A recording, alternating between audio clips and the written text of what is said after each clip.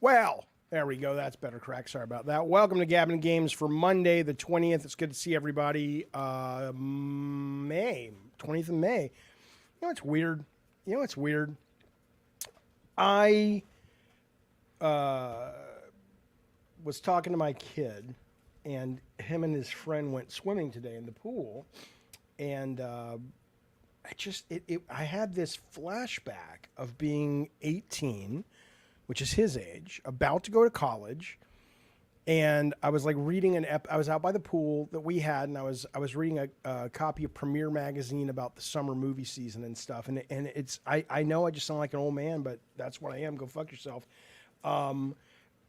It seems just like yesterday.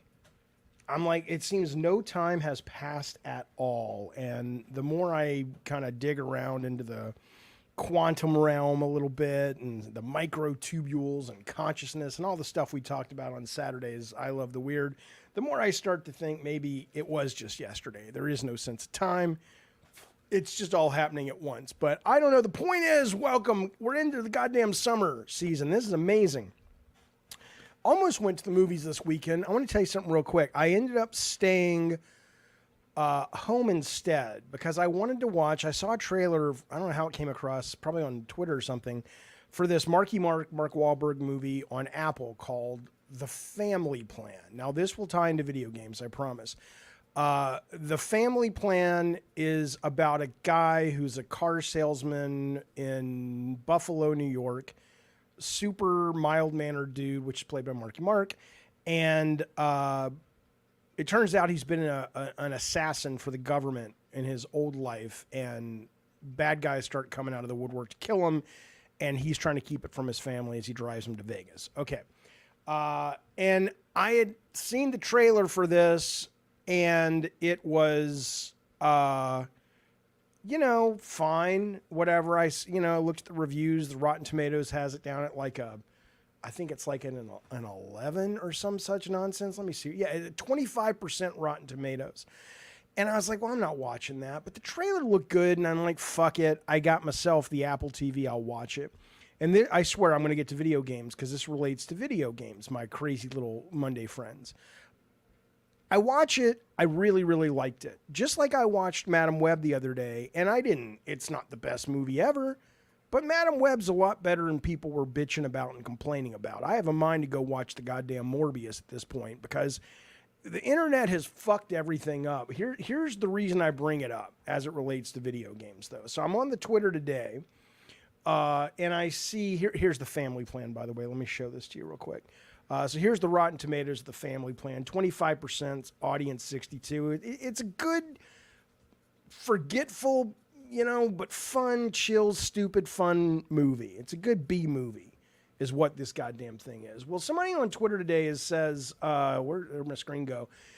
Snap Blast Play is a big Xbox fan. He says Redfall on Xbox got too much fake hate, right? And I'm looking at it now. There were a lot of problems with this video game. There is no doubt that there were problems. But, you know, and I went back and played it for about 30 minutes today, and I was like, you know what? I mean, I really liked the world of Redfall. I liked what it was about. I liked the setting. I don't know if I'm going to sit here, you know, games take too long. No one's got the time to play anything but best the best. It's a little different than movies in that sense. But I was playing it today and I was like, you know, I like being in this world. And it just, there is something that's a real shame about internet culture as it relates to movies, but specifically games. Because with the movie, like the Marky Mark movie came out a year ago, 8 months ago, whatever it was. And you know, it's easy to rediscover and turn it on and know, you know, and it's like, oh, that was pretty good, huh? Video games are different. I don't think many people are ever going to go back and give Redfall a second chance. And again, I'm not trying to sell it to you as a great game. I've never experienced it as a great game, but there are things about it that are cool and it's fun to spend time in that world. And it's just so shitty, man. It's just so fucking shitty that it's just like, this is now the albatross that hangs around its neck. And how much of it, just like Starfield, is because it deserves it.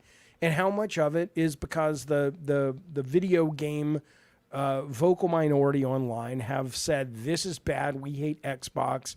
And I mean, I'm not saying it wasn't bad when it launched necessarily, but how much of it is Xbox hate as well is all I'm fucking saying. So it's kind of on my mind. And as a one-time creator, it kind of pisses me off. Maybe because I have the video game history of like Drawn to Death. People tell me today, oh, Jaffe, I love that game. And I appreciate that. But, you know, that game has a horrible reputation. Grape King says this looks like ass. No, it doesn't, Grape King. Fuck you, Grape King. I love you to death, but fuck you. There's nothing about this that looks like ass. It may not be your cup of tea. It may have problems. It may not be the best game in the goddamn world. But it doesn't look like ass. It looks like a cool environment in which to have a cool horror adventure. And I'll tell you what. You come on the show. I'll give you a link in a few minutes, and I want you to articulate why it looks like ass, what I'm showing right now. What looks bad about this game? That's what I would like to know. Jaffe, people go back and rediscover Flash games all the time. Yeah, Flash games, Gun, because they take 5 seconds to load up and play, but I'm talking about the fucking, you know, this is a big game that most people aren't going to re-download. You know what, guys? Internet Conversation says Movie Maniac tilts towards extremes because that's what gets the likes and the algorithm's reward. You know, it was pretty all right. Doesn't get many replies. Yeah, but you know what? You're right about that, but I think it's starting to hurt our fucking culture, baby. It's starting to hurt our fucking culture. That's what I think. Anyway, the point is, Big Bad Eddie Torres comes in and says, I'm scared about microplastics in my testicles. What if I can't produce a son to carry on my legacy, physical media? Well, he is right. It's totally not related to what we're talking about, but there is a story that broke this weekend that they've discovered in men's, not in the sperm itself, but in the sperm samples. Like if you ejaculate and you look at it under a microscope, you're not just going to see the spermy swimming around. You're going to see microplastics in there as well. So you may start giving birth to children that look like action figures, but that'd be kind of cool, actually. You know, that would be kind of cool. EP Gax, am I saying it right? Says, I saw Madam Web last night too. I enjoyed it, right? It was fun. It wasn't great. It's kind of stupid in parts, but it's fun. Anyway. And speaking of this idea that people in the chat are like, Jaffe, you're fucking shilling for this fucking thing. It doesn't matter, Zero Signal. Zero Signal says the hand holding the gun looks like Play-Doh. So? I mean, you are playing a horror vampire game with cool weapons in a Stephen King-like Maine Castle Rock town that looks really good. And you're focused on the hands looking like Play-Doh. I don't understand. Fine. Listen. did you see the state of this game on release, says Gavin. I played it day one. And I played it for about a day and a half. And I moved on with my life because I was like, it's boring.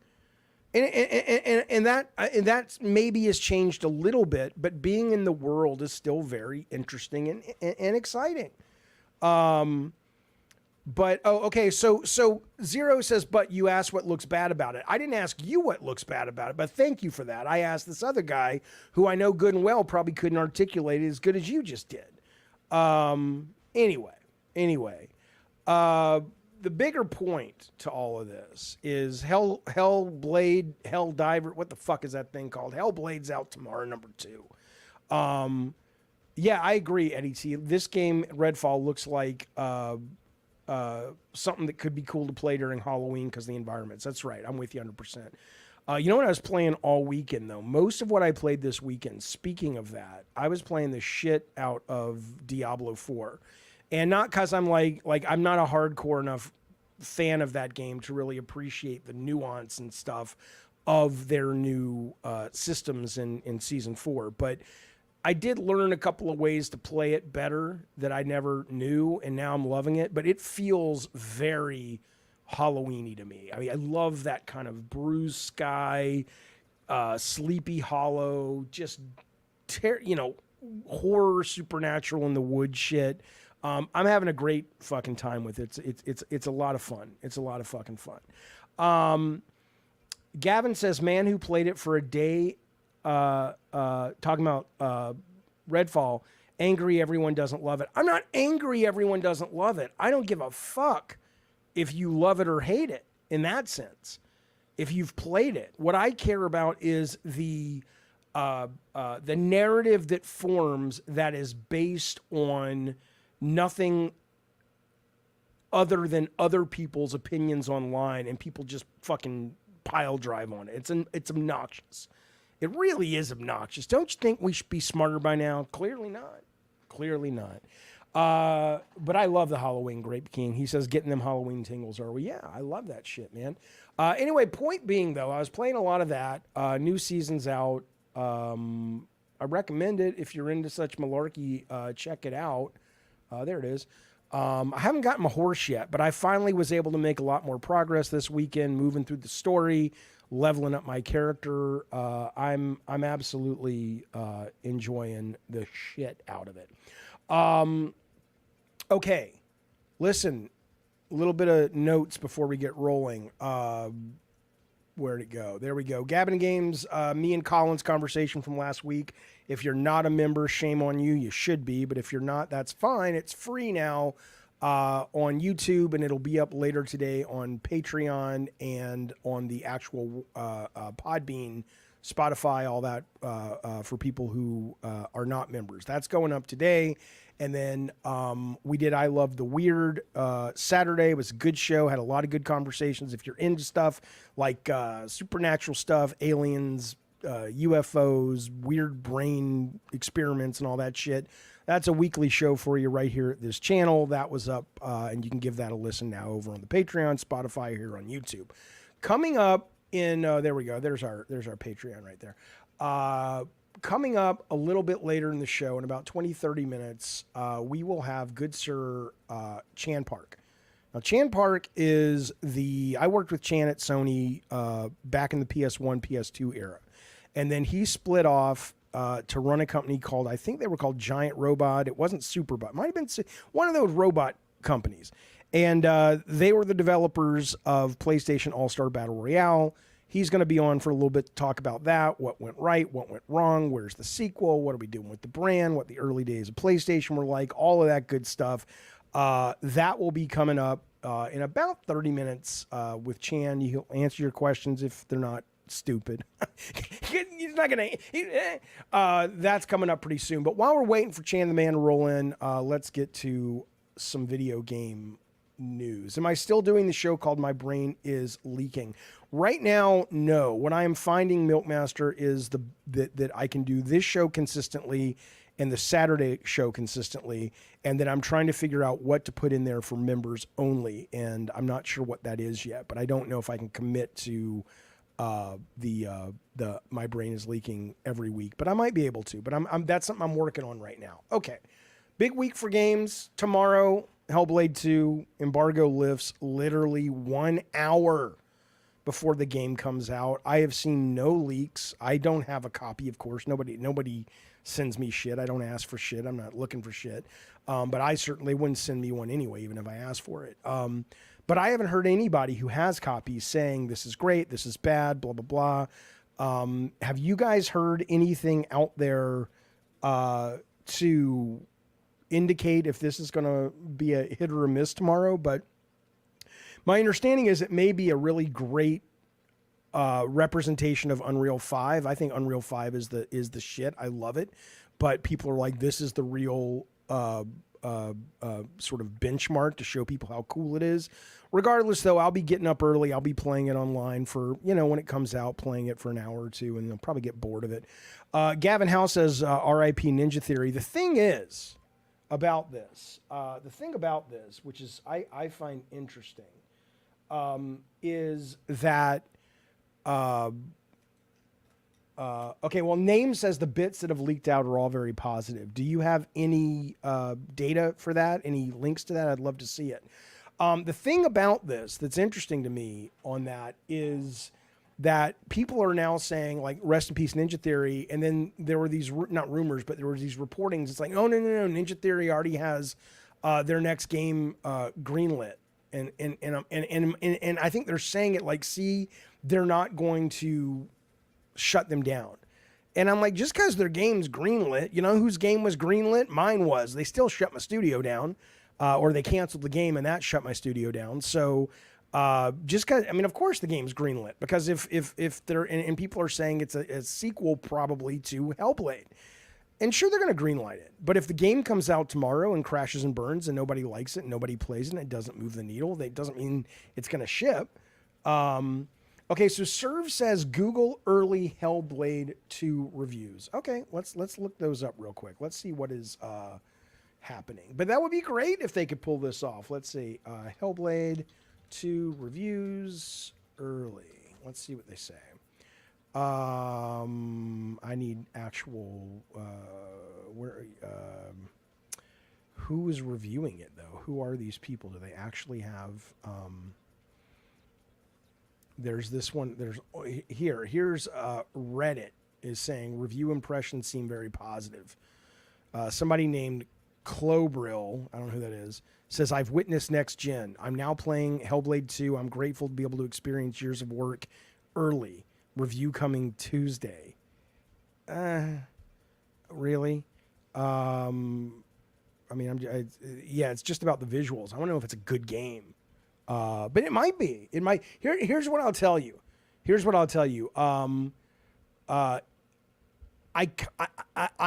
think I will be. I don't know if I'll be surprised if it's a good game or if the preview or the reviews are early. The early reviews are positive, and then tomorrow it does well. For me, I'll tell you, the only thing that interests me about this game is the fact of the narrative of how it was made. It's a Microsoft first-party game. I want to see if they've turned the corner. I want to see the graphics because people say it's a show horse for Unreal 5. But if you just look at the game, yeah, it's not. It's I mean, I've never been interested in the first one enough to play it. I've never even played it. And so I look at this and I just find it obnoxious. I don't know why. Fuck you. I don't know why. And I'm not saying it is, by the way. This could become my favorite game. Jimmy Mack in the chat says the first one is great. That's fantastic. And maybe this will bring me around to playing it. And I'm okay with that. People in the chat like now, Gavin's like 8-hour campaign. Masochista says PlayStation fanboys already salty saying it's short. I like that. I'm glad it's an 8-hour game. I don't want a fucking longer game than that these days. But I don't know. I find it so obnoxiously earnest. Like it's about, and again, Name says it's up your alley, Jaffe. Great insight into mental health. I love all of that stuff. I love the fact that people are making games about that stuff. And again, I may love this. I am going to go in with an open mind. I'm just saying where I am with it right now is it just feels so, it wears its heart so much on its sleeve that it just sort of feels like, you know, oh, you guys are so arty. Yeah, I don't know, man. Maybe I'm just in a bad mood. I don't think I'm in a bad mood, though. I don't think so. Doesn't matter. The point is, this comes out tomorrow. I'm looking forward to talking to you sons of bitches about it. Listen to this. This is interesting. Meanwhile, Stray got a bunch of awards, says Maskista. Let me tell you something. I had no interest in playing Stray. I've never played it. But I did play Little Kitty Big City this weekend, and I don't think I'm ever going to finish it. But if you like cat videos and you like cats, and I like both those things, it's so cute. It's so fucking cool to just be the cat and go up around the neighborhood and knock shit off and break pots and pans, and it's a lot of fun. It's a lot of fun for a little bit, and if you got kids or family, they'll probably love it. Swayze says, Jaffe, is Starfield still your favorite single-player game of all time? I never said that. I said it was my favorite single-player game narrative of all time. And yeah, I was playing it again recently. I'm very much looking forward to the fall update. I remain a big fan of that game. Absolutely. Okay. Hello, Da Vinci's Demons. Good to see you. We're going to talk about Microsoft bringing Copilot AI to video games. So here's the deal. They did a whole song and dance about their Surface and laptops, PCs, whatever today. And their big takeaway is, hey, we're putting AI in all of our future projects, right? And it wasn't live streamed, but there was this one moment where they talked about how Minecraft, or all of their games, but Minecraft in this example, you can call on AI at any time and say, help me out. And I'll show you this clip.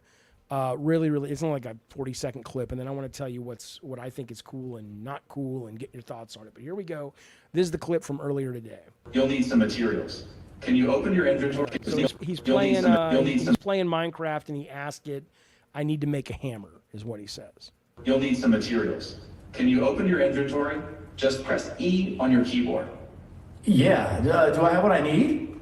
Let's see. You've got some sticks, perfect for the sword's handle, but it looks like you're missing the material for the blade. You can use wood, stone, iron, gold, or diamond. All right, let's pause it there for a second. Okay, that's all they showed, 20 seconds, right? And, you know, here's what I think's pretty fucking cool about this, right? I mean, I have never been, and I remain a person who is not big on game guides. I hated them when people were selling them for games I worked on. I a lot of times if somebody told me how to solve a puzzle in a video game, I would quit the game. I want to play the game. That's why I bought it, right? But I do think this is kind of cool, kind of interesting. First off, I think probably creators are going to be able to say, we don't want this in our games. So we're going to, just like on PlayStation, or you can kind of say, we don't want, if you're streaming our game, we don't want these cutscenes to be spoilers. So those things, you know, will be blocked so you can't stream them. So maybe they could, maybe they couldn't. But here's the thing, though. I actually think this could be a great thing, and this is why. There's two reasons. First off, I am one of the last generation. Yeah, Sony recently patented something like this as well, TuxMod. I am one of the last generation of game developers, at least at Sony, that was able to put proper puzzles in our games and actually charge a full price for them. You saw it happening, and we've talked about this before on this show. You've seen it happen. You saw it happening around PS3 era with some of the Uncharted games, where all the puzzles had to be dumbed down in adventure games because people would get stuck, and they would return the game, or they would review bomb the game, or it's too hard and they would quit and it would hurt their telemetry and blah, blah, blah. And so you saw things like, if you're walking around a room, the camera will pan up or tilt up to where you are supposed to solve the puzzle. You saw stuff like in God of War Ragnarok, where you walk into a room with the puzzle for 5 seconds and Atreus starts yapping and telling you how to solve it. It's incredibly frustrating. And more frustrating is the fact that the puzzles have to be dumbed down and stupid. Well, with this, you kind of have the best of both worlds. You could go back to actually putting proper puzzles in games like Uncharted. And if you're stuck, well, you just ask the computer for some help, you know, and it's like, oh, do you want a full hint? Or do you want a hint, or do you want to just tell you what to do? The other thing that's really, really fucking cool about that is that you don't have to just make it some disembodied voice. right? You could tie it to the characters, right? You could say, instead of Atreus yapping away or Tyr yapping away, here's how you solve the puzzle, brother. Fuck you, tall motherfucking asshole. I bought the game. I don't need you to play it for me, bitch. But you could just talk to him. And it doesn't come from like, oh, here's what you do. I am Siri for PlayStation. It's like, oh, Dad, maybe we could do this or maybe we could do that. You could actually tie it into the fucking narrative, which I think would be really fucking cool. So I dig that. But what I will say is you can't hate this, but be okay with game guides because they were the same thing.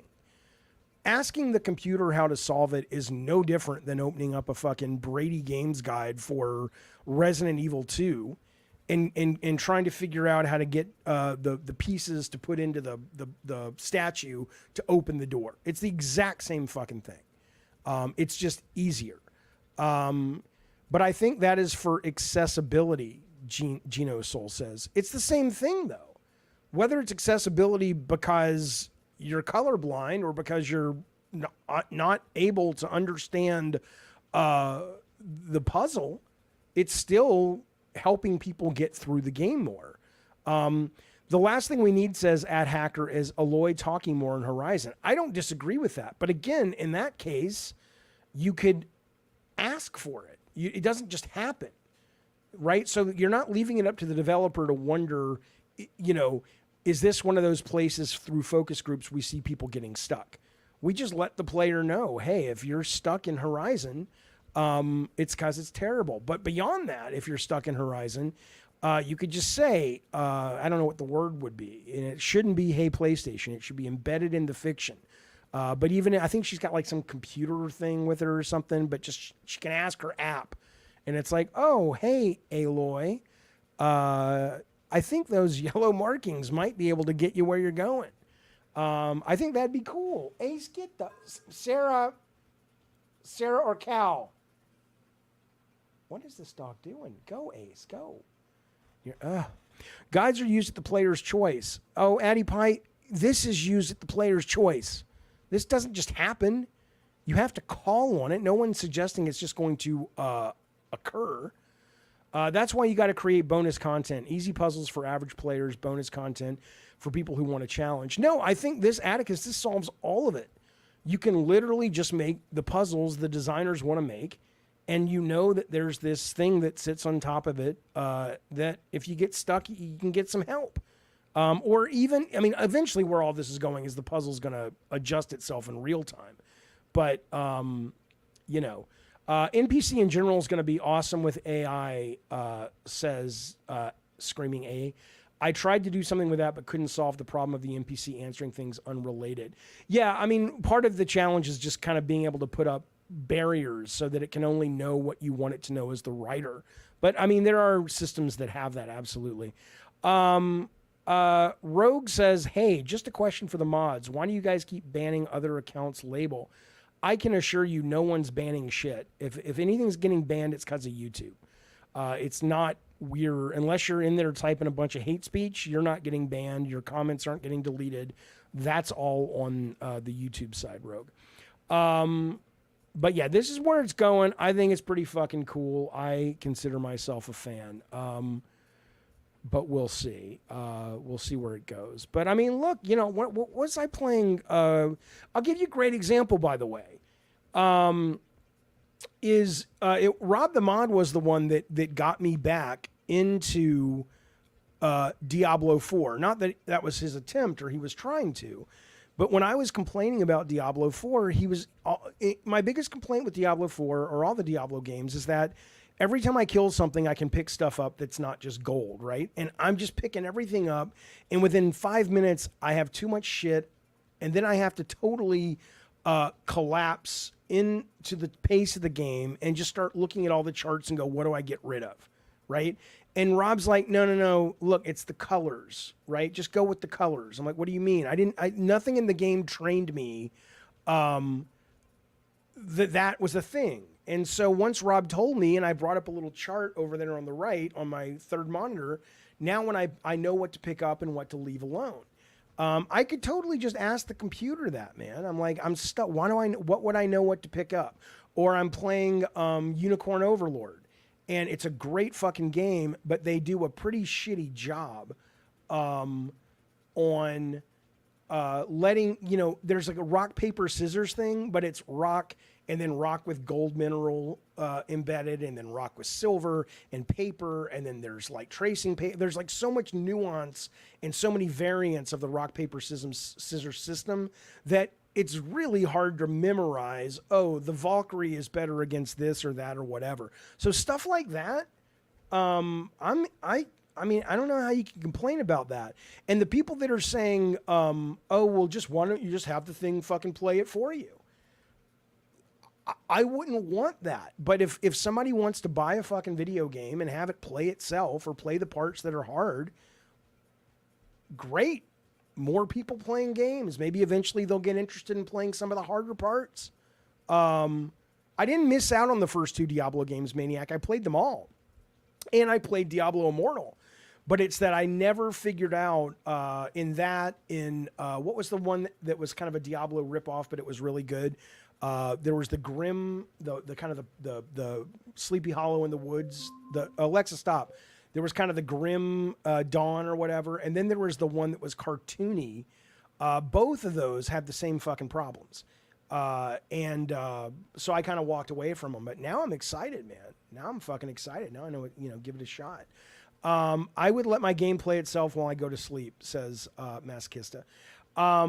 Yeah, I'm just fucking saying no. I mean, it's don't play the game that way. I still think trophies and shit like that should be Torchlight, right? I think trophies and shit like that should be tied to actual achievements. But why do you want to limit the sales of a game to people that might fall in love with the medium, but they find it intimidating? That's just obnoxious gatekeeping.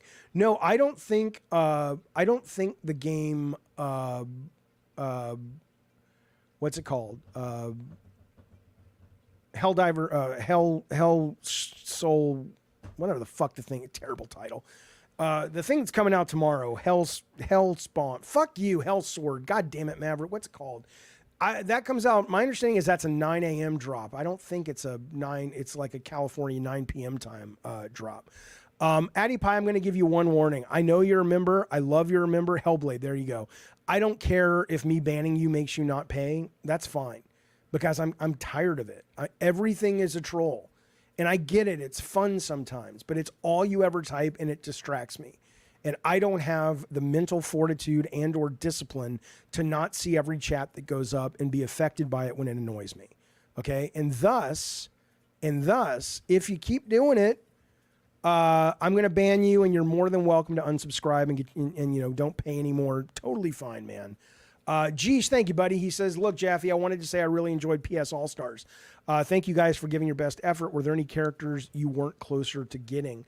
Well, as soon as Chan comes on, you can ask him that yourself. Because, yeah, I mean, Chan and I were talking about this the other day, and I'll leave it to Chan to explain it, but he said something pretty interesting that I was kind of frustrated to hear as it relates to getting characters for the game and things like that. But we'll talk about that in a little bit. Gavin, what wasn't bad? What are you talking about? Yeah, but no, why is he so mad? I'm tired of you being a troll, Addy Pie. It's just getting on my nerves. That's it. It's as simple as that. It's getting on my fucking nerves. It's just, it's not funny anymore. It's just tired. And if you can't up your troll game, all it's doing is distracting me. That's all I'm saying. So, do with that what you will, though. I appreciate if that's what you like to do. Just don't do it here. It's not help. No, it's got nothing to do with what he said here. It's a historical experience with the man. It's a constant thing that he does, and I'm just getting tired of it. Okay, let's move forward, shall we? Let's see. So let me see if Chan has reached out. I know he and I talked this morning. I sent him a link. Here we go. Okay. Oh no. Oh no. He says, Jaffe, I'm stuck in a meeting and I won't be able to make the call in time. Can we shoot for tomorrow? Okay, so I guess we're doing it with Chan tomorrow. So we shall move on. And please, I will remember to ask Geesh your question to Chan tomorrow when he's on. I apologize about that, fellas. Okay, let's move forward then. Thanks for nothing, Chanwick. Okay. Resident Evil Remake leak reveals gameplay and launch platform details. This comes from our friends over at Game Rant. But a lot of people have been talking about it, right? And we talked about it last week. I mean, we know good and well that there's an RE1 remake coming. It's a rumor. Yeah, will you shut my door? Yeah. Thanks, champ. It's a rumor, of course, but we know it's coming. They're going to do a PS... Sarah, just take it out with you, buddy. They're going to do a RE2, RE3 remake. Sarah, yeah, thanks, bud. Style for RE1, which is great. They say that they're going to make some changes, make some additions. They're talking about adding more zombies and modeling each individual zombie because there's not many characters in the first game. They're going to be bringing over what they're calling... I don't remember... maybe I played and finished RE2, but I don't remember the name. They called them the Crimson Heads. Are those the ones that you blow their heads off and the fucking tentacles come out? Is that what a Crimson Head is? But that's what they say is going to be in there as well. The zombies are going to be harder to kill, obviously over the shoulder, and it's going to be real time with the RE engine, no loading screens, blah, blah, blah. So I'm excited. And then, of course, they're also talking about Resident Evil 9. Now, Resident Evil 9, talking about open world. Now, these are all rumors, man. I'm getting these. This is from Game Rant. And Game Rant, this is what we're talking about, right? We don't know. But Game Rant is getting it from Daniel RPK, who seems to be right often enough. Biohazard Declassified, who seems to be right often enough that Game Rant decides to actually run with this stuff. So the rumor is that we're talking open world. Addy Pie says, see, that's what I like, Addy Pie. You're a smart fella. You're engaged in the conversation. I like it when you actually contribute, either with the funny troll or actual logic. So open world, says Addy Pie. Look at you, back in the game, baby. Back in the game. It's called a comeback. Addy Pie says open world will ruin the Resident Evil franchise. I mean, it's interesting. It's interesting. I think it will be interesting. Do I think it will ruin it? I mean, it's possible. It's possible, you know? I mean, I know this is a dumb question. But can anybody think, and maybe there's a lot, I'm just having a brain fart, but can anybody think of an open world horror game or a survival horror game? Like when we were making God of War, before we pulled the trigger on God of War, we were going to make a game called Dead Man. And that was one of the games in the running. And it was a first-person open-world survival horror game. But I'm trying to think, has anybody come out with an open-world... yeah, I mean, Days Gone, miscellaneous gaming vids, kind of, sort of, maybe. I mean, does anybody... I don't really think of that. Okay, I mean, yeah, and you're saying State of Decay. I mean, if you're looking at that as horror, I guess for me, an open-world horror feels more like... You build out all of Raccoon City, and then you've got like a bridge you cross, and across the bridge is a mansion, and the mansion is like not a full game, but it's a handcrafted, you know, Resident Evil chunk, and then you're able to take a boat into this kind of underground cavern, and the whole cave system is a chunk, and you're able to go back and forth, and maybe you can solve them in any, you know, order you want. But when you're in the individual chunks, like a Zelda dungeon, it's handcrafted. But everything else, maybe they can come up with 5 or 10 or 15 modular open world scenarios that are genuinely scary. I think that could be cool, you know. A lot of, you know, what's really funny, a lot of people talk about the Zelda Tears of the Kingdom as how open and free it was, and you could solve it in all these different orders, blah, blah, blah. But it was actually Link to the Past, or Link Between Worlds, sorry, that was the first time Zelda, and I can't think, you know, of many other ones, that let you approach those handcrafted dungeons, not only in any order, but with any weapon. Like, you could get whatever weapon you decided to take in, you were able to pull it off. It was just a different way to do it. You had to figure out. So I don't know. I think there's something that could be cool there. I think it would be cool too if you've been playing much Warzone from Call of Duty or what's it called, Fortnite. Getting on the trains, I think having a train going through the open worlds would be really, the open world in Resident Evil would be really, really cool. And that whole train is like a whole fucking horror chunk that's handcrafted. I think that's fucking cool, man. But again, I that's just a rumor. And maybe they're kind of like, I know a lot of Resident Evil. I mean, you're never going to please all these guys because there are people in the chat right now saying, hey, man, I wish that it could go back to fixed camera. And you just can't. I mean, there are games that do that. If you miss that, right? There's right now, there's Crow Country just came out. What was the game that came out a year and a half ago? It was pretty much RE1 with the woman, and she wakes up in the bathtub, and there's all those weird fucking creepy monsters and shit. And it's a bathtub of blood. What the fuck was it? And there's, it's weird key puzzles and shit. There's a number of games that you can play that are fixed camera. Tormented Souls. There you go, Eddie T. That you can do that. But I don't think a modern big budget game is going to work that way. Yeah, it is more scary. There's no doubt. At least if you're using that as one of your tactics to scare people. Let me get this super chat that just rolled in. Let me give me 1 second. Let me write to Chan and just say, hey, it doesn't have to. If he can come on later today, but if not, tomorrow is fine. Hang on, tomorrow is fine. But I'm telling you what I'm writing like in the movies. Like, why are they talking when they're typing? Tomorrow is fine, but anytime today, if we are still live, just come on in. Okay, then so maybe we'll get them today, but worst case, we'll get them tomorrow. Okay. Super chat came through. This is from Moyane Smith. Thank you, buddy. He says, or she says, or they say, Jaffe, you know what will be dope game? Superfly or Foxy Brown from the old blaxploitation movies of the 70s that I grew up on. What do you think?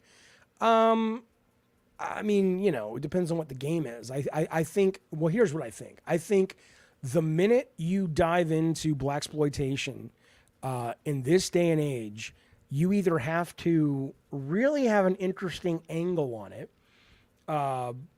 or you have to somehow be deconstructing and reconstructing it for the modern era, or you have to be so respectful and so clear that you are doing homage and you're not mocking, that I think it's a real fine line, especially in video games, to walk. But thematically, it's fine. I mean, there's, all you need to do is take out Max Payne and replace him with, who's the guy who just died recently? He was a big blaxploitation guy. He played not Richard Roundtree, football guy, played football, whatever that guy's name was, something Brown. You just replace him with that guy and it becomes that. I mean, it's still noirish, but you know what I'm saying. But yeah, I mean, I think it's a great genre or subgenre of film. Absolutely. Jaffe, do you like the Gears series? I like 1 very much. I just played it recently. I want to play 2 again recently. 5 I enjoyed more than most. Didn't love it, but I enjoyed it. Yeah, I'm a fan. I'm looking forward to seeing if the rumors are going to be true coming up. Jim Brown, that's right. The rumors that we're going to be getting a new Gears or a remaster, but hopefully it's a new one. That's what I'd like to see. Cantankerous, good to see you, buddy. Jaffe, super chat coming in from Cantankerous Games. What game in your life needs a sequel? For me, it's Ring of Red. PS2, super underrated. Ring of Red. Was that the strategy game, Ring of Red? For me, if I could get a sequel to any video game, let me think for a minute. Okay, it's a good question. Oh my God, I don't know. I would love to play a sequel or go back to the, I mean, nothing, I don't know. I mean, yeah, somebody says Parasite Eve, sure. There's not things I wouldn't be interested in, but there's nothing that I'm just kind of waiting for desperately. But let me just think. Like, I mean, I can go back to my childhood and say, oh, I would love to get a a sequel to like a real proper sequel to the game Adventure, but I mean, it doesn't mean anything. That's just nostalgia talking. So if you're just talking about the content, yeah, I mean, I think Parasite Eve has a lot of meat on the bone that I would like to play. I don't want to play another Eco, although it's one of my favorite games of all time. Yeah, nothing really, nothing comes to mind. I don't know. I mean, I also struggle when people say, Jaffe, what's your favorite movie? What's your favorite game? It's all good, man. I just enjoy so many games and stuff that it just doesn't really, I don't have an answer for that, but I appreciate the question. It's a good question, but I don't know. Jaffe, you think it's going to hurt people to see all these Unreal Engine games dropping on Xbox and Sony has nothing? No, I don't, Rogue. I mean, I think, I think the train has left the station as it relates to Xbox as a piece of hardware coming back from the dead. But, it sounds like if you see something you like on Xbox, just hang out a little bit. It'll be on PlayStation soon. But I mean, it's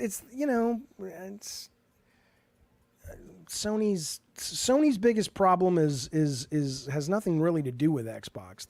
Their problem has to do with their business model is not long for the world, although they're brilliant at it. And so are they going to be able to navigate that or supplement it with really successful games like Helldivers? That's their challenge. But no, I don't think people are going to see Helldivers and suddenly turn around and go, oh my fucking God, I bet on the wrong horse. I'm going to tell you something. I'm close to pulling the trigger on this. I was thinking about this morning. I'm going to buy the cheapest laptop I can get, as long as it has an Ethernet cable, and it hits the basic requirements for GeForce Now. I just want to show people this. Like people that are still going on about, and I'm not going to belabor this. I know you guys know what I think if you watch the show a lot, and I appreciate it if you do. I'm not going to belabor it, but if the idea that people are still going on about PlayStation, Xbox, it's like get the cheapest fucking laptop you can that'll stream, assuming you live in a good area and you have good internet, not professional internet, not satellite internet that costs you $600 a month. I just mean good commercial Spectrum, Comcast, whatever. I want to be sure before I advocate that. But if you can go out and you can get a $200, $230 laptop, maybe less, and you can get better graphics than Xbox or PlayStation 5 and forever because they'll keep upgrading. I don't know why in the fucking world, unless you just really want a game on a big TV and for some reason you can't transfer it to the TV, but most people can. From their laptop, I just don't know why in the world you would care anymore about buying the consoles, especially given that the first-party games on both of them are not long for being console exclusives. It's just a dumb spend of your money at this point, frankly. But Rogue, I don't know. But no, I don't think no matter how good the game looks, people are going to rush and pick it up over PlayStation because they just don't have enough content for the people who are going to be impressed by graphics. Speaking of sequels, says Awesome Tatum, been a member forever and a day, and I appreciate that, buddy. 12 months, he says, Stellar Blade's getting a sequel, it looks like. Well, I don't know if that's true. And if you're going by the reports I saw, the developer Shift Up has said they want to do a sequel and they also have an idea for a new game. But I don't think Sony or whoever is going to fund the sequel, because I think Stellar Blade still owns the IP, but I have a feeling it's kind of like the deal that Gearbox made with 2K. And if you don't know, that deal before they were purchased and stuff was that Gearbox owned and continues to own, I think, I don't know what happened in the Embracer deal with it, the intellectual property of what's the game called? The Borderlands game. But 2K always has first rights of refusal when it comes to game content related to Borderlands. And it sounds like there's going to be a Borderlands announced, a Keighley show, a new one coming up. So I don't know who would have to actually greenlight it, if it's Sony or Shift Up has enough money to do it or whatever. But unless you've heard something different, all I heard today is that Shift Up is interested in making one. And I'm going to play Stellar Blade when I get some time, because you're saying it's great. Colin was saying it's great. I know I can drop it down to easy. I played the demo. I enjoyed it. I was staying away because people were telling me the open worlds were just kind of boring and all the side missions get samey, and I'm like, I'm never going to fucking finish this thing. But I hear every couple of days, I'll hear somebody saying, you know what, this is a really fucking cool game. And all those things that you're hearing complaints about, you can skip it, or it's not as bad as people say. So I'm in, man. I'm really trying to finish games at the moment. I don't know if I ever will. Okay. Don't get yourself Jaffe. Don't get myself what, Rogue? Don't get yourself David. There's a reason Sony's coming out with their showcase before Xbox, because they got nothing to show. Oh, don't kid yourself, I think is what you're saying. I don't care. I don't care. I'm a goddamn grown man. I don't give a fuck about that. I own both of the systems, and I own a PC. I have not turned on my Xbox for 4 months now, but I was just playing today. I was playing something on Game Pass PC. I was playing Redfall. I was from the cloud. So, you know. Nick says GeForce Now is good, but it has limitations. Everything has limitations. But what I'm telling you is I have it. And anything that comes out, I always check first. Is it on GeForce Now? Like, I really want to play Ghost of Tsushima again because I loved it. Bad Robo, how can I prove it to you? And I don't mean this like I don't. Let's talk about this for a minute, because I don't want to talk about the narrative of streaming and I'm telling you it's great. I want to talk about why the message is so hard to communicate to people. So Bad Robo, who knows his shit, he plays games and shit. He says, Jaffe, please stop talking about streaming. There are still artifacts and the image is not as clear. Moreover, the input latency is noticeable. That's not true in my experience. And this is what I'm saying. You have, before you get into streaming, you need to make sure you're close enough, and depending on the service, ask yourself what close enough means to the server farm. And make sure that your internet is wired and that it's fast enough. And my internet download speed is like 560 megabytes per second. Is that how it's judged? And I can show. I'm not going to run a game, but I'll show you right now. If you go over to my YouTube channel, one of the first things I streamed, because I heard it looked great, is Avatar from Ubisoft, which I only wanted to play it because I was just like, hey, I want to see what it looks like, right? So let me fucking show you this thing. And you know, and I don't know how it's going to play in a video. I just can't say enough great stuff about GeForce Now. Let me pause it. Let me bring it over here so we can all look at it together as pals do. Okay, so check this out. This is me playing Avatar.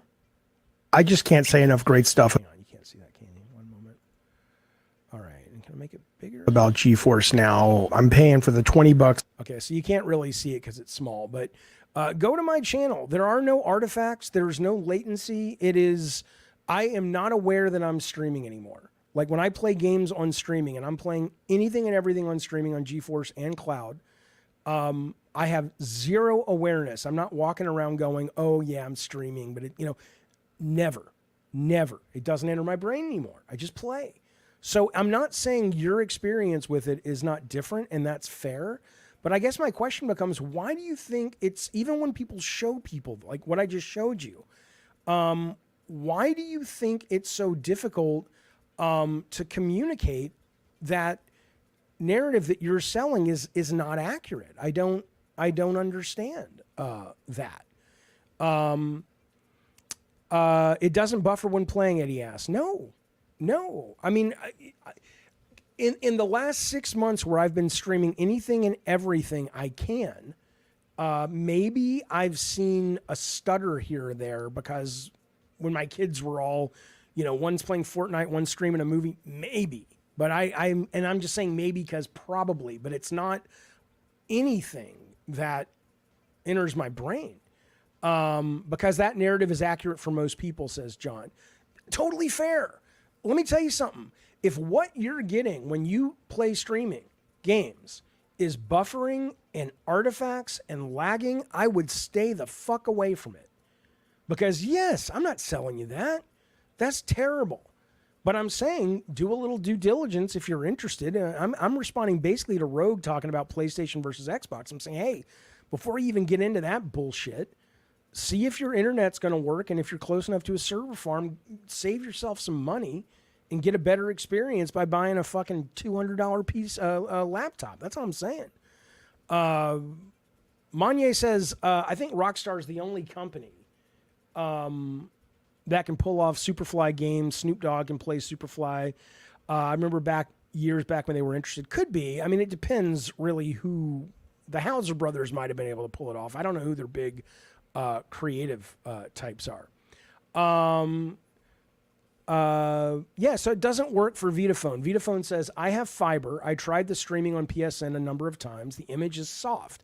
I have done Xbox. It looks better, but still soft. Yeah. So it may have nothing to do with your internet and have everything to do with the distance that you are. Whereas Zeke says, it works flawlessly for me. So it is what it is. But I don't care, Rogue. Rogue says, I'm sorry, I just don't, I have no urge to play PS5 games this generation. Yeah, then don't. It's there are some good exclusives. But I'm with you. If you are, if you're talking about the bread and butter Sony games, not Helldivers, not Returnal, but if you're talking about the narrative stuff, yeah, I mean, if you played them on PS4, you're playing them on PS5. It's the same kind of thing. They just look a lot better and they've spent more money and shit. So, yes, I don't understand. Yes, a laptop. What's the problem, Gino Soul? All right. No, I do not eat beef. No, I don't eat meat at all. Okay, let's move forward. You are not going to get 4090 graphic. I don't care, Dr. Dinglenut. What I just showed you was amazing. And it's better than anything that I've seen on a 4090. But, your mileage will vary. It's hard to talk. I'm trying to read this. My name is Eric. It's hard to talk your everyday Joe or parents purchasing for kids out of the appeal of a console. Oh, I don't mean parents. I'm not talking about kids. I'm talking about people who watch the show.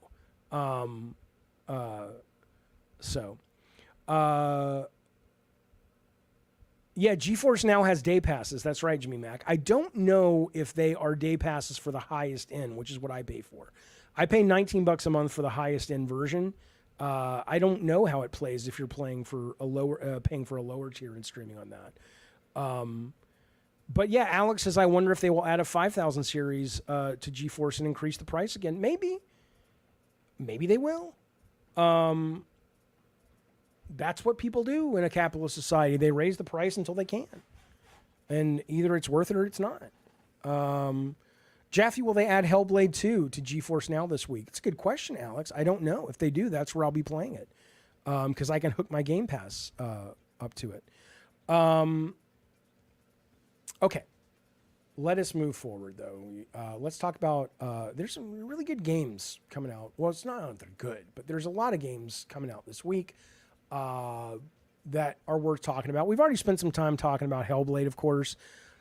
The System Shock remake is coming to consoles. I couldn't get into it because I am obsessed with picking everything up that I can pick up, and it just really gets in the way of my it gets in the way of my sort of completionist mindset, and I don't like that. But people are really into that, and that is out tomorrow as well. X-Defiant is out tomorrow. Now, I don't know why I'm excited about this, but I played the alpha, beta, whatever the fuck it was, and I really had a good time. And I'm telling you something, the time to kill in that game is way too fast for me. You die way too quickly, but I still really liked it. I like that it's free, even though I do have Modern Warfare 3. I've been playing a lot of that. But it's nice to know there's going to be a free-to-play game that's not a battle royale. That's just traditional first-person shooter. That'll be out tomorrow. I don't think there's a campaign, but you know what does have a campaign-ish? There is a PvE version. So this week, actually next week, and I don't know if you saw this trailer. I'll put it up while we're talking. Next week is the relaunch of Multiverses. Okay. And they put out this trailer today to announce some new characters and stuff, and it's cool, you know. I mean, I'm not good at games like this, but I enjoyed it. But I'm glad to hear there's going to be a PvE mode coming, where you can unlock lots of things and fight bosses, and there's some platforming and all that stuff. But they are bringing Agent Smith and they're bringing Jason Voorhees. I mean, when you look at this trailer, the promise of this game, like for me, I'd rather it be a shooter or a card game like Marvel Snap, because I love all these characters. But I'm just, I don't know if I'm ever going to be able to really play this in any meaningful way that I become addicted to it. But this is cool, though. This is they spent some money and spent some time putting it back into the garage to tinker with it and figure out why it wasn't keeping players invested. And they're coming out again next week. And so, I don't know. It's free. Give it a play, man. Eternal says Multiverses looks like a blast. Glad they added iconic voiceovers. Yeah, I mean, I don't know if you've played it before. I played it when it first launched, and it was good. But I'm not a Smash Bros guy, right? So people who were really into Smash actually said that this has the chops to be a quality Smash Bro style game. But I can't speak to that because I don't really know what that means. I just kind of play these as party games with my kids. But I am happy with the PvE stuff. I like the new characters. I am going to try to get back into it and see if maybe this version of it, does it for me, because I just love the idea. It needs more main characters. Look at all the characters, PK. They have so many. I mean, at the end, you'll see in a second, but what main characters are missing? You've got You've got the Game of Thrones characters. You've got the superhero characters from DC. You've got Iron Giant. You got whatever that dude's name is, not Gizmo, the bad guy. Yeah, I agree. Awesome Tatum. Game Night Multiverse. Fuck yeah. I did play the Nickelodeon one a little bit. Yeah, but I'm aged out of Nickelodeon. Like, I wanted to play Dan Schneider, but they didn't have him as a character. But so I didn't kind of come up with all those characters and shit. So yeah, I mean, you got Rick and Morty in there and all that shit. So Animaniacs is not in there yet, but I'm sure they're coming. Scooby-Doo is in here. You've got a couple of different characters from Scooby-Doo in there. I thought it's not just Velma. Isn't Scooby-Doo in this one? Let's see at the end. We'll look and see who they've got. But there's Joker, voiced by Mark Hamill. There's Wonder Woman. There's Finn, Bugs Bunny. Yeah, the single player mode is called Rifts. That's right. There's Jason. There's Agent Smith. Yeah, Shaggy was in the game. That's right, Kyle. Okay, we have Gizmo, Tom and Jerry. Let's see him at the end here. We have Superman, Batman, some of the Steven Universe characters, including Steven, Tasmanian Devil. Where's my pause? You've got LeBron fucking James, Marvin the Martian, Black Adam, that Anya chick from the goddamn Game of the Goddamn Thrones, Jason Voorhees, Harley Quinn, Rick and Morty. Come on now. Well, yeah, Jason, Jason kind of looks, Jason Voorhees kind of looks like the dude from, was that game Splatterhouse? Like big fucking bodybuilder dude. But anyway, I don't know. I'll play it for a few days. Maybe it'll stick with me. Maybe not. And maybe Scooby-Doo's hard to do because he's got 4 legs. Maybe it's just although that little thing over there's got 4 legs. Where the fuck this thing is. So I don't fucking know. I'm sure they're saving it for some big reveal. But Godzilla -1. Godzilla would be great. Yeah. Mortal Kombat, Harry Potter. I mean, they don't need anything. If let's put it this way. Yes, there are some great characters in here, but and there are some great characters missing. But let's put it this way. If this as a relaunch aren't enough characters to get you interested, nothing they do is ever going to get you interested in this game. And that's fine. But you're not interested in this game because Scooby's not in it. That's ridiculous. I agree it would be cool, but that's why you're not playing the game. That's why you're not excited. But I mean, they're going to be, my understanding is one of the reasons it failed the first time is that it just didn't have enough regular content drops. And when they pulled it back in, and this is one of the things I wanted to talk to Chan about, we can talk about it tomorrow with him, is my understanding with PlayStation All-Stars is one of the challenges with that was making new characters at a fast enough clip at a decent enough price that they were able to keep the game fresh, and keep it as a service. And I hope with this, I don't know if they've solved that or if they're going to solve it with levels, but levels don't bring you back as much as characters and modes, and it's usually characters. So I don't know how it's going to work, but I'm excited to give it a shot when it comes out next week.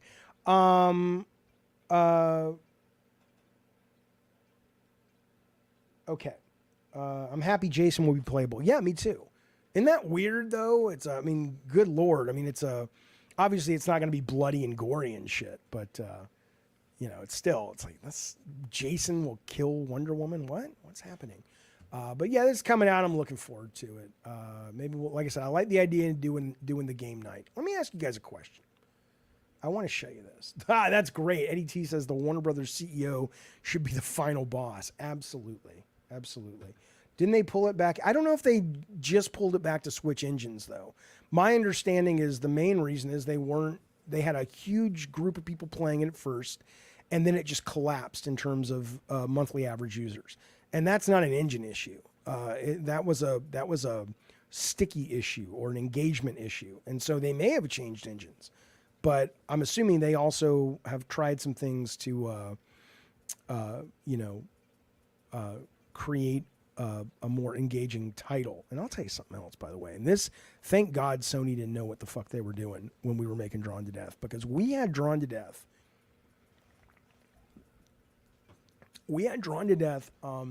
In some form of pre-alpha for probably going into a year, where not everybody had access to it, but we could give codes out and all this stuff. And almost immediately, we were bleeding players. Like, we could not keep people playing that game.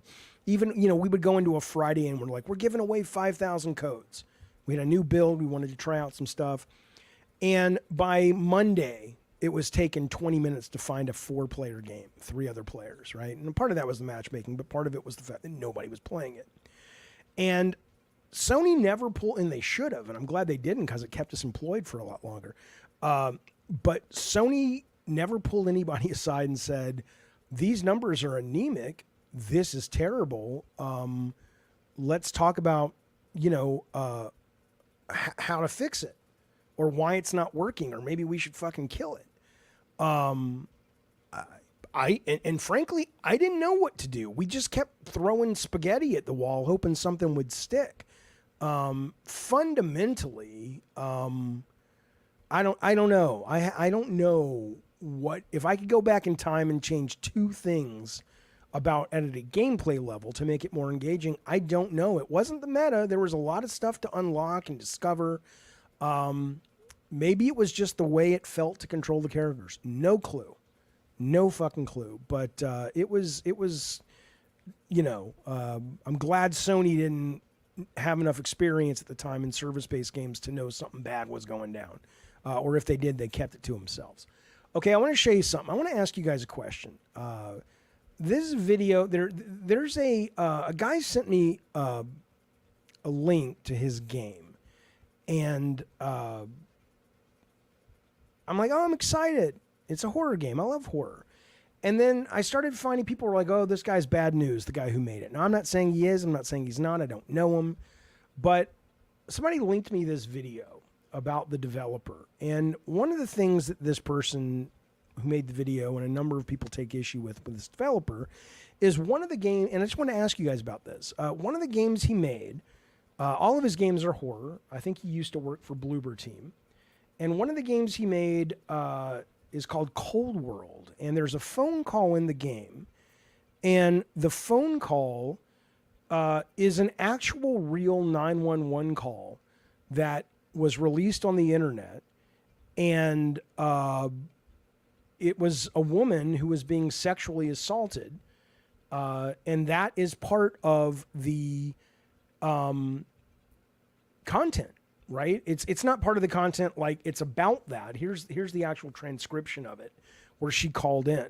But it's an actual call that was released, and he put it in his game and charged for his game. And it's not that game is about the call like it's a documentary. It's just in there, I guess, to add color, to add drama to add a sense of realism or whatever. And, I wouldn't do it, right? I mean, even as a developer, at the end of God of War 1, we needed footage of wars when Kratos is sitting on the throne at the end. And we got stock footage of things from movies from the Civil War and stuff, but they sent stuff from literal footage of World War II.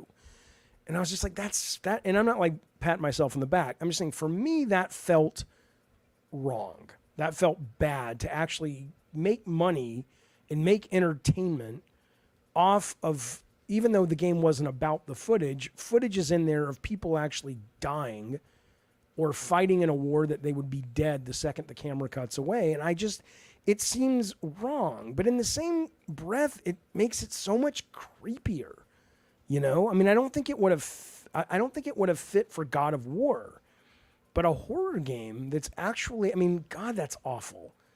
I mean, that's just awful. I don't know. I don't think I would do it. I know I wouldn't do it. But I wonder if I'd play it if someone's like, hey, this content, this horror game is using stuff from actual murders. It's using calls from actually people begging for their lives before they were killed. I'm going to Vegas next month, and I've talked about this before, but I'm going this time because my youngest wants to go, and he's now old enough. We're going to go to the Museum of, not Death, but it's the Zack Baggins Haunted Museum of Death or whatever. And I want to go because they have all of the cool, bullshit stuff. The Dubik box, which is bullshit, and this is a haunted mirror, and if you look in the mirror, blah blah blah blah blah. But they also have sections of that museum where it's like, here's the picture of Chris Farley that lying dying that the medic took when he showed up in his ambulance. Things that he's actually making money off of people's pain, and that's That's a little different. A says, I think doing it in this manner in this game is too weird. And Legend says morally it's wrong. I mean, I agree. I didn't think I think, if the footage is out there and it's legal, they have a right to do whatever the fuck they want. But I certainly, it seems not nice. It seems really disturbing. Kyle says that shit fucks with me when you actually hear calls, like if you're watching a documentary, or like plane crashes, the black box shit. Yeah. Only reasonable if the victim was able to give consent, says Zero Signal. I agree. Call of Duty games often featured real war footage, but such a phone call is an exaggeration and something more personal. Call of Duty games had real war footage, really? Interesting. Okay. Seems really low class as Eddie T to include that. Yeah, but it would be a collector's item. Good and goddamn well you'd buy it. If there was somebody, seriously, you tell me this as a hardcore video game collector, Eddie T. If somebody was like, hey, I just made a video game and all the textures in my low budget horror game, but I'm doing a physical copy with limited run games or whatever, all of the texture maps in the game are actually lifted from crime scenes where people were killed by this serial killer. You'd buy that fucking thing. You may not play it, but you'd buy it and you'd put it in your collection, good and goddamn well. Yeah, Medal of Honor games might have had real war footage. I mean, Medal of Honor was bullshit, though. I loved the Medal of Honor games. But I always hated that shit where they tried to act as if they were making some kind of earnest war documentary, and it's like they'll play all this shit from veterans and all that bullshit, and you're like, oh my god, and then the game starts and you're throwing frying pans at Nazis' heads and knocking them out. It's just like, it's so non sequitur that it just feels dumb. Anyway, okay, so yeah, Name says I would buy it. What do I think? Rogue, I don't care. Why are you so into this Xbox PS5 thing? Rogue, call into the show. I'm putting the goddamn link up right now. Anybody can call in if you want. I don't care. You don't have to put your face on camera. But I want to know why you care so much. What's wrong with you? I don't get people like you. I'm not saying you're bad. I'm not saying you're evil. I'm not saying you're going to hell with Satan. I'm just saying there's so many goddamn games out there. Play some fucking games. Stop giving a fuck about all this shit. It's stupid. No offense. What you think is stupid. No offense, and that's something. All right. let's move on, shall we? I'll save that for Chan. That's good Chan material right there, baby. Yeah, I did see this. Somebody was talking earlier about this, about Ninja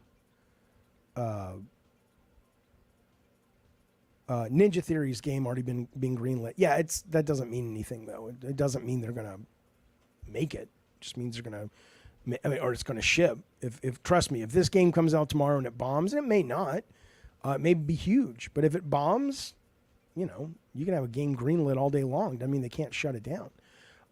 Yeah, I saw this Gundam's coming. And I'm telling you, I'm all in on Call of Duty. I never was, but the last two games, including the new one, I don't know why it gets so much hate by people. I really don't. It's really fun.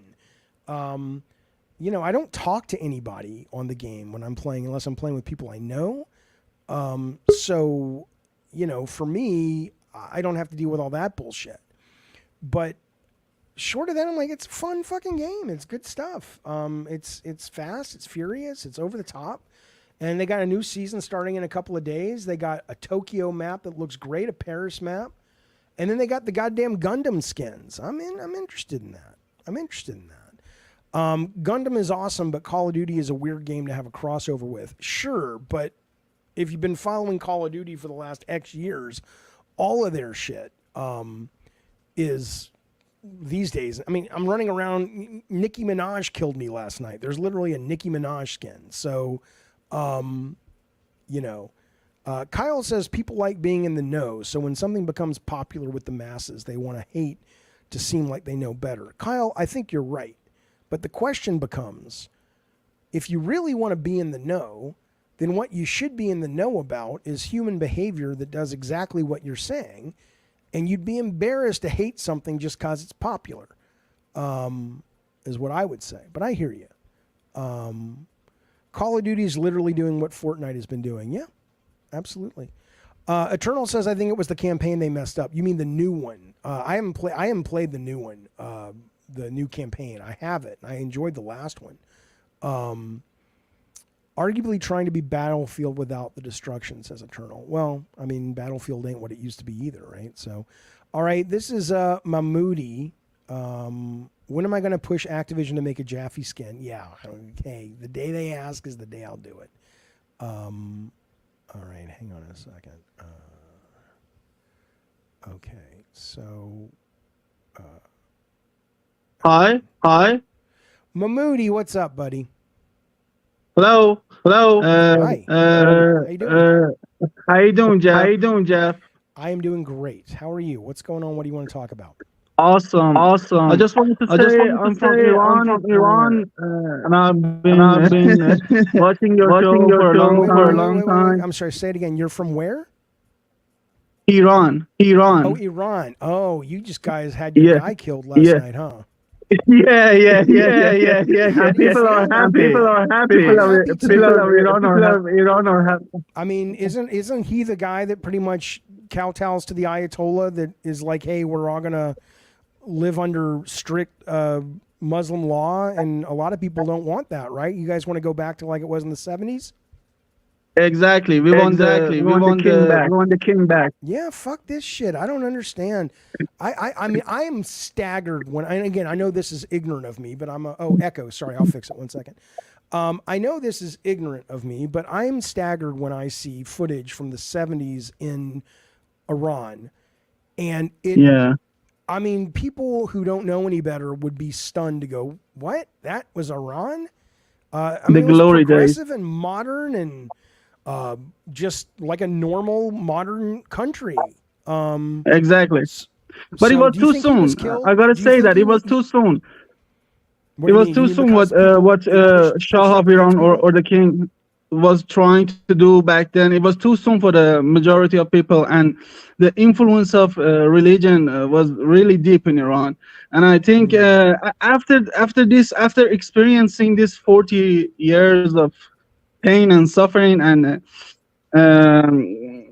dictatorship of Islamic, I don't know what you call it, what you call this regime that we've been living in. I think it changed people mind, and the majority of people of Iran are ready for a secular society. But in order to get that, you're going to have to overthrow the Ayatollah and everything, right? It's exactly. Not just, sacrifices needed. Sacrifices needed. Actually, I've been in protests last year, and I was beaten to the to nearly death. I mean, they beat me with. I'm glad you didn't get yeah. killed. I'm glad you're still with us. I don't want to talk about it. I'm actually about? afraid. I don't want to talk about this stuff. All right, what do you want to talk about? Yeah, I wanted to. I commented this earlier. The lack of dinosaur games is really breaking my heart in the industry. AAA dinosaur games like Dino Crisis or Turok. The Turok 2008 game actually was my favorite. I really had really so much fun with that game, and I really think it's underrated. I want a AAA adventure action or Peter Jackson King Kong on PS2. Okay, so a couple of things. So speaking of Turok, I never played Turok when it was first released, but I played the updated version on Steam based on I think they have Turok 1 and 2, and those were fucking great. Those still hold up. Visually, I understand that they're old, but they're really fun.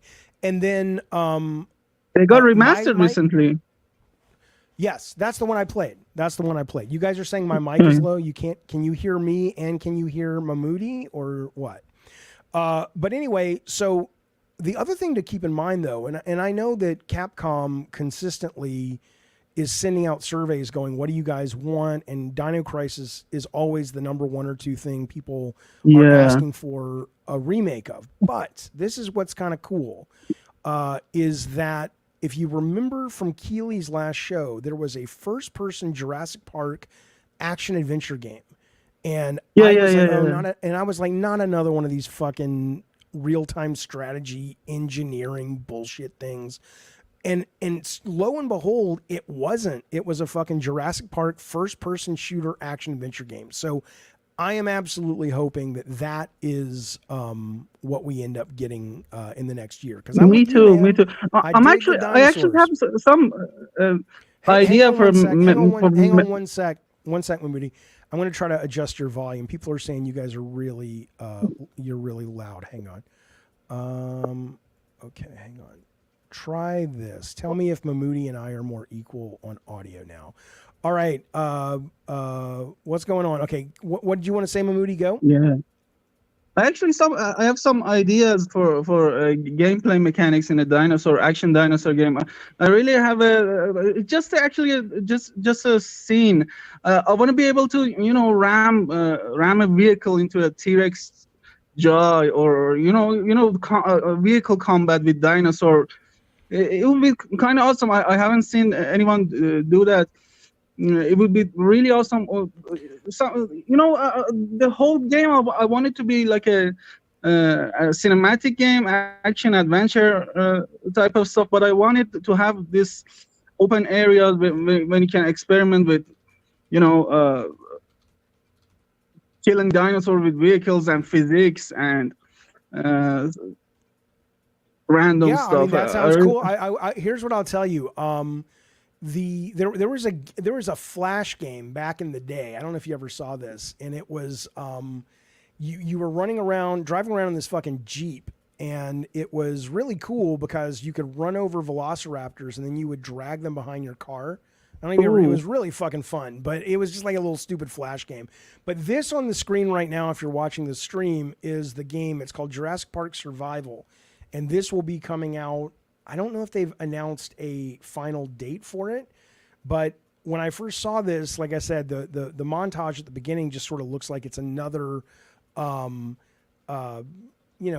Jurassic Park strategy game. But in a second, you'll start seeing what looks like gameplay, and it looks like it's first person, and he's running through a train, and he's shooting the dino. Where's the fucking gameplay? Come on now. Hang on.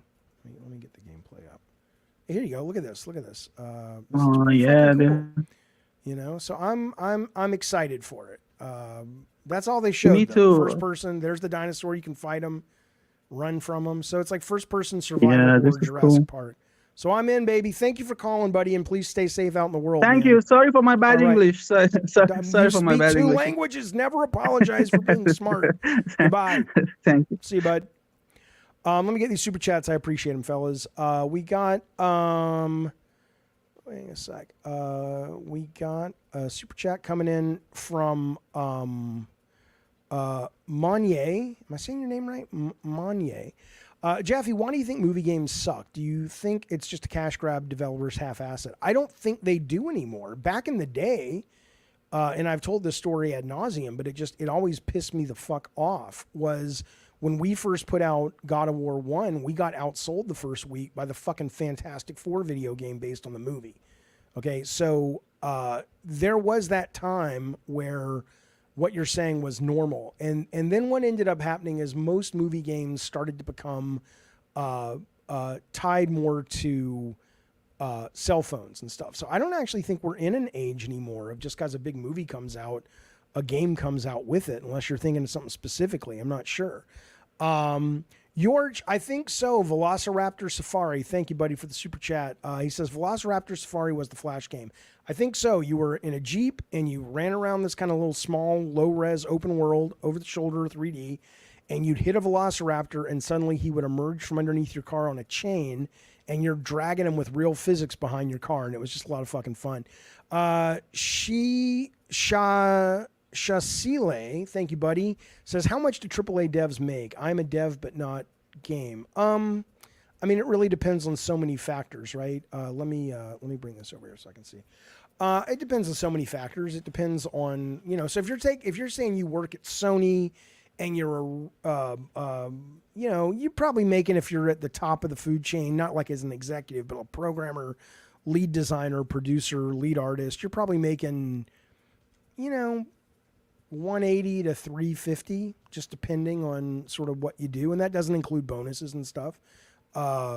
So that seems about correct. I mean, it's been a while since I've worked in that, but that's where the most I ever made as a salary, as creative director of Sony Santa Monica, I think I was making about, at a salary level, maybe 220 or something. And then there were the bonuses on top of that if the games did well. Okay.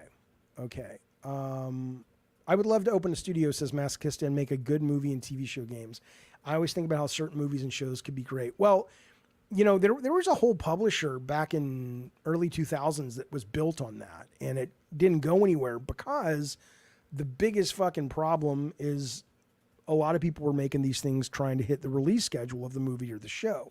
Now, if you could get the rights to something and it's just the IP you're getting the rights to, like RoboCop, the game, or Terminator, the new one, that's different. Then you're basically in a licensing IP situation and you're making stuff based on content and IP that you love that you feel would make great games. But if you really are trying to match day and date with the movie, I think we've seen that doesn't work. It's just, it's too many things can go wrong in a game that make you ship when you're not ready.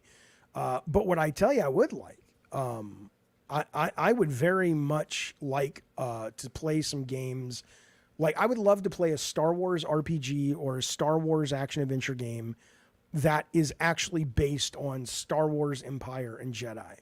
And not like the Lego thing, but like and I'd want to do what they did with Resident Evil remakes. I'd want to add parts to the story. I'd want to flesh out parts. So like, when they jump into the trash compactor, it's not just one room. There's a whole sequence down there that maybe culminates in the boss fight that is the one room where the walls are closing in.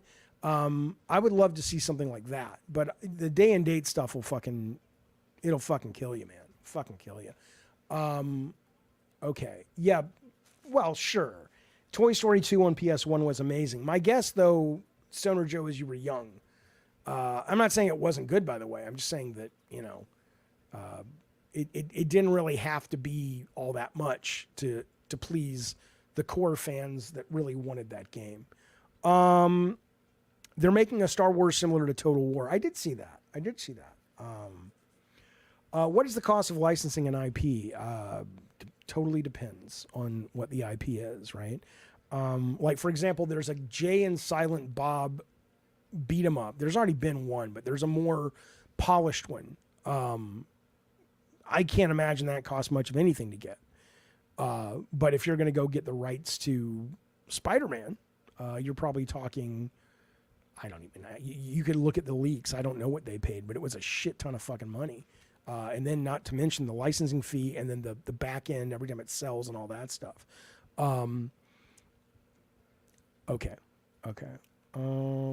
I do remember Accolade. Yeah, they did Turok and they did Mortal Kombat on console. Absolutely. Am I going to watch Mad Max? I'll watch it, but I'm not going to watch it in the theaters. I just, it was so funny, man. It was so funny the complaints people were having about, the Fall Guy movie, which is now coming out next week on video. Didn't do that well, right? Or this movie, not doing that well. Here's the thing. It's so weird to see these pundits of movies like, what's going on? What's going on? Why aren't people seeing the movies? And it's like, because not just are they too expensive, yes. But like I said, I watched that movie, Family Plan with Mark Wahlberg last night, and I really, really enjoyed it. But I'm just kind of like, there's no fucking way I would go to a theater and watch that movie. There are a couple of movies I want to see in the theater, but that's because the narratives have me interested, mostly because I already am invested. I want to see Wolverine in Deadpool. I want to see the new Beetlejuice because I want to see what they do with it. But a movie like Mad Max Fury Road was great because it was great in the effects and this, that, and the other. But I'm not walking around going, I really want to know where Furiosa came from. I don't care. I'll see it when it comes out at home, and I'm sure it'll be great. Thoughts on the new generation growing up not knowing what a controller is? Good question. I tell my brother to show my nephew the SNES so he learns how to play real games. Look, I was there. It was my first when I went into interview to be a tester at Sony. And all I had played with was the 3-button Genesis. And,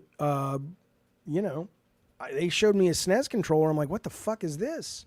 So, it's one of the biggest things that keeps people from playing games. Absolutely. What about the Borderlands movie? No, I'm not going to see that in theaters. If it's great, I'll wait till it streams. Okay. Where did that go? Yeah, Vitaphone says rip to cinema. I mean, again, it's not RIP to linear storytelling. What it is it's RIP to it's RIP to the exhibition of it. And I think it's good. I think it's fine. Linear storytelling is strong. Streaming movies and TV shows and internet content and books are still being written. Comics are still being written. No one is saying they don't like stories. But, it's like a lot of things. Once you give people options, it really reveals how important some of the stuff really was that people claim to be important, and they romanticize, the theater going experience. I love that. It's fun sometimes, but it's not so fun that it's worth spending hundreds of dollars to go out to a fucking movie. And I get it. If that's what the exhibitors have to charge, great. But, you make your bed, you lie in it. Nobody, somebody was tweeting today, it was like $30 for an adult ticket to a movie. $30 for one ticket? What do you got rocks in your head? Who's going to pay that? I mean, it's got to be something pretty fucking special. Don't act like we don't know what's going on. It's very clear what's going on. You're overcharging for the product. Monye says, Jaffe, do game studios prefer to build their own game engine or use one that's already built?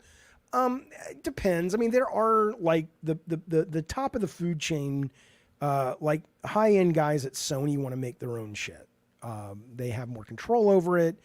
They can have it do exactly what they want it to do. They don't have to sort of acquiesce any features because, Unreal doesn't do that as well as we need it to do to look as good as we're willing to ship something.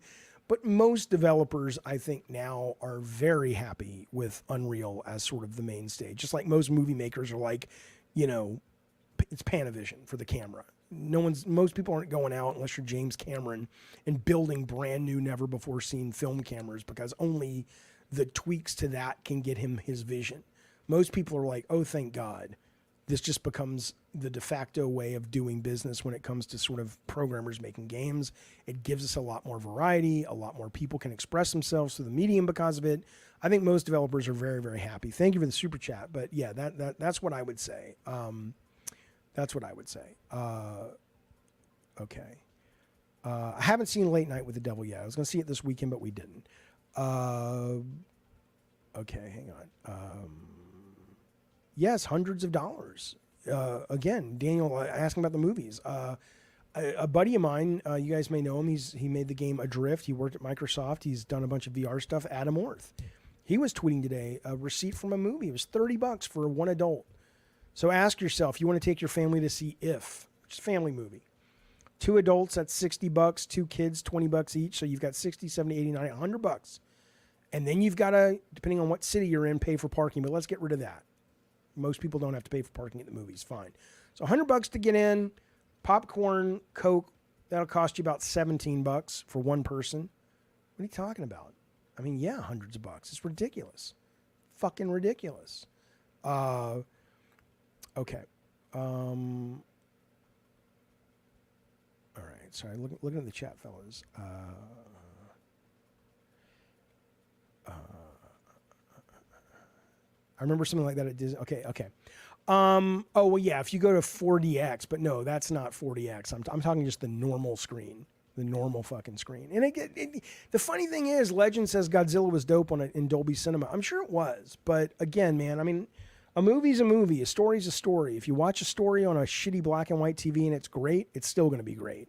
You watch a piece of shit on IMAX and 4DX, if they even have that, which they don't. They don't mix them both, I don't think. And it's still a shitty fucking movie. So that's what I would say. All right, fellas, that's the show for today. I appreciate it, man. I appreciate the super chats. I appreciate you being here, spending some time. Members, thank you as always. If you're not a member, consider a membership. We got Lunch with Jaffe coming up this week. That's for members only. You could have watched the Colin Jaffe interview a week early. That was for members only. We got a lot of stuff we're doing with the members. Give it a look, give it a thought, either here on the Patreon or a subscription or a like or none of that. Just thank you for being here. I was going to check out Penny's Breakaway. But I heard it wasn't great. It looked great. It looked fucking great. But after I read the reviews, I was like, you know. Wait, can I super chat you a question? Yeah, sure. Hit me up. What's up? What can I do for you, buddy? Did I miss a super chat? I don't think so. Let me check. Hang on. We got Yorch. We got Monye Smith. We got AI. Nope. If I did, tell me which one you think I missed. I'd hate to do that. And again, hopefully we'll get Chan on tomorrow. That's my hope. He was supposed to be here today, but he got stuck in a meeting. I have not played Phantom Liberty yet. I want to, though. Jeff, are you excited for Hellblade 2? I'm excited because I'm curious. There's nothing I'm excited about as it relates to that as a game. Like, I'm not like, I cannot wait to get up this morning or tomorrow morning and play it. I don't give a shit. I will because I'm curious, but not because of the game. But it may be great, then I'll fall in love with it. But no, I'm not jumping for joy for it. It's just because they've not shown me anything that makes me go, oh my God, I can't wait to play that. I'm having much more fun with Diablo and No Rest for the Wicked right now. So, okay. My mental health is good as far as I know. I mean, would I know if it was bad? I certainly feel good. All right. I don't agree with that, Vitaphone. Vitaphone says the atomization of everything is not good for the human experience and the arts in general. I don't think that's true. I think that's romanticizing it. I think, A, we're all atoms anyway. And B, you know, people always lament and miss and romanticize the stuff that they came up with that meant something to them. But, you know, kids today will be looking back with rose-tinted glasses about memes and YouTubers that they loved. It's just how it works. I don't, you know, nobody No, I still listen sometimes to old radio show programs that were dead before I was born, and I appreciate it. But,